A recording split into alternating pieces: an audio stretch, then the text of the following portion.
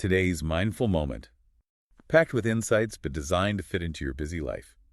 One deep dive at a time. Imagine this. Millions of letters, actual lifelines for soldiers in World War II, just stuck, undelivered, morale is tanking. Yeah, it's hard to picture the scale. Letters were everything back then. And then, stepping into this crisis, an all-black, all-female battalion, the 888th Women's Army Corps Unit. An incredible story. Today we're digging into that based on Elsie Lindsey's work, the 888 Valiant Legacy. Exactly. How they tackled this massive postal mess, broke barriers. We'll look at how they formed, their mission, the sheer challenges, and eventually the recognition. And our goal here is really to pull out the core lessons, their resilience, their leadership, how they made such a lasting impact. Let's start with the crisis itself. By 1944, England.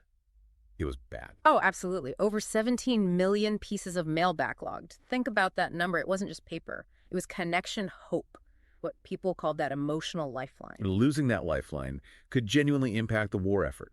Morale is critical. Critically important. So the military solution, well, it was pretty unconventional for the time. To form a battalion primarily of African-American women, the 688th Central Postal Directory Battalion.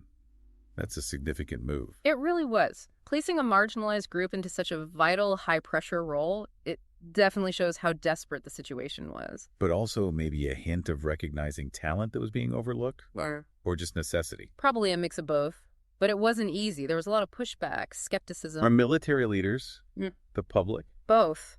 Deep-seated prejudice made many doubt if African-American women could handle that kind of responsibility. Could they be efficient, disciplined, all those awful stereotypes? Yet hundreds volunteered, eager to serve, eager to prove those doubts wrong. Which just speaks volumes, doesn't it? Knowing they'd face the mission and the prejudice, that takes serious courage, patriotism. And leading them was someone pretty extraordinary herself, Major Charity Adams. A pioneer, the first Black woman to become an officer in the U.S. Army. That alone is huge. What was her background? What made her suited for this command? Well, she came from a background that valued education. She excelled academically, even taught math and science before joining up.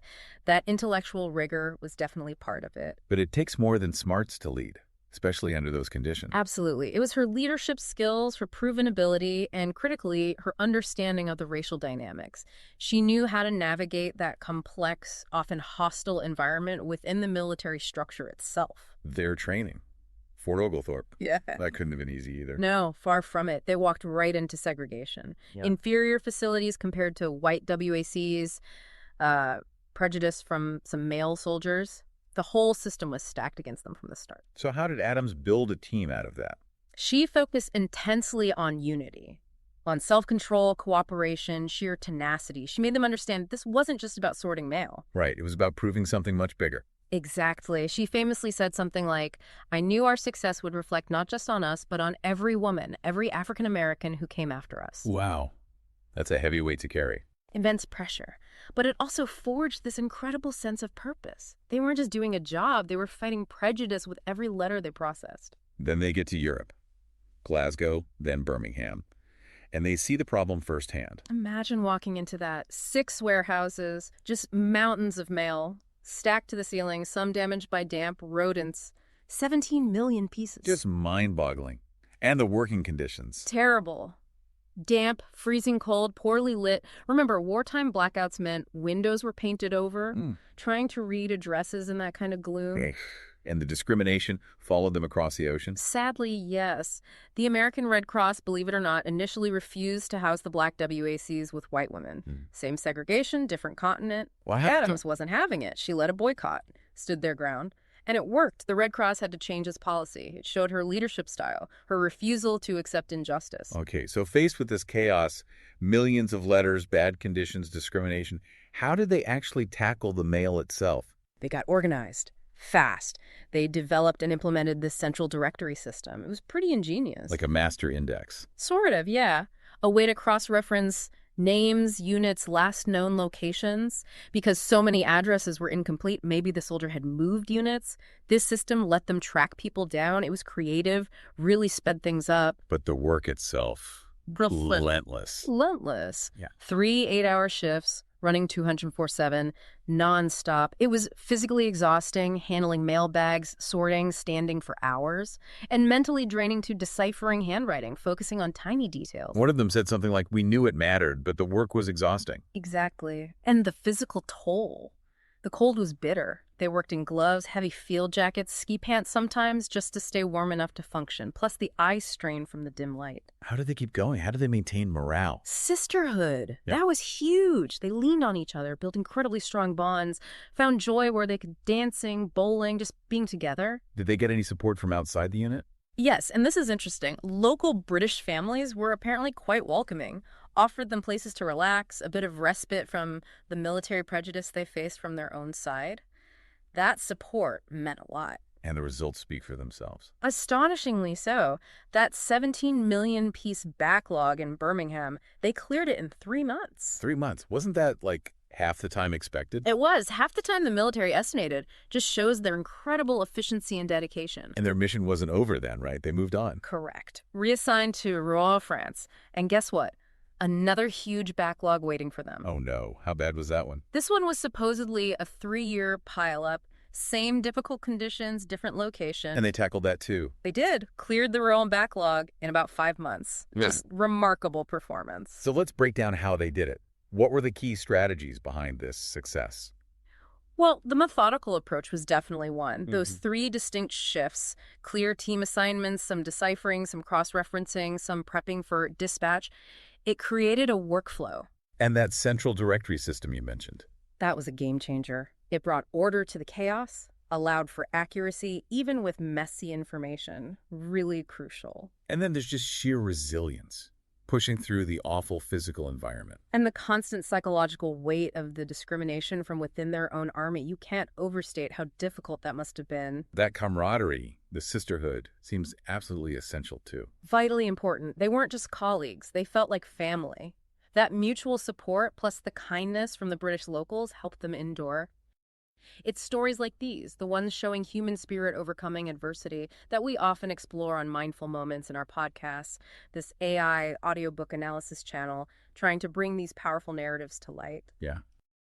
And their success wasn't just operational, it directly challenged prejudice. It proved what they were capable of. Undeniably, it showed competence, discipline, leadership, qualities that many tragically didn't associate with Black women at the time. But the proof was right there in those cleared warehouses. Which makes what happened when they returned home even more. Yeah, jarring. Deeply disappointing. They came back heroes, having performed a vital service exceptionally well, and they were met with silence. No parades, no public thank yous. Nothing. Just faded back into a segregated America. They felt invisible. It's a painful example of that systemic racism. That contrast is stark. Serving your country, succeeding against the odds, then returning to be treated like second-class citizens. Major Adams's quote really hits it. "We left as soldiers and returned as colored women. It was as if the uniform disappeared the moment we stepped off the ship." And this wasn't just about feelings, right? It had real-world consequences for them. Absolutely. They faced discrimination, finding jobs, getting education. Even using the GI Bill benefits wasn't always straightforward or equal for Black veterans. Housing discrimination was rampant. All those doors that should have been open were often closed. But these women were resilient. They didn't just disappear. No, they certainly didn't. Many took those experiences, that strength they'd built, and channeled it. Became teachers, community leaders, activists in the civil rights movement. They continued to contribute, continued to fight. People like Edith Jones becoming a teacher, Lillian Roberts advocating with the NAACP, Charity Adams herself becoming a community leader. Exactly. Their service didn't end when they took off the uniform. And then finally, decades later, recognition started to come. Yes, thankfully, though long overdue.